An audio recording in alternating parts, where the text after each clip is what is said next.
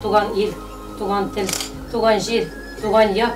Бұлар барысы да нендей ма дегені сөз, ләкин мұғажизалы, матур, кезге сөзлер. Книги строят мосты дружбы. Мероприятие стало продолжением данного проекта. Организаторы – члены Татарского национально-культурного объединения при Доме дружбы народов. Становление языка, именитые просветители нации. Праздник продолжился книжными презентациями, песнями и стихами.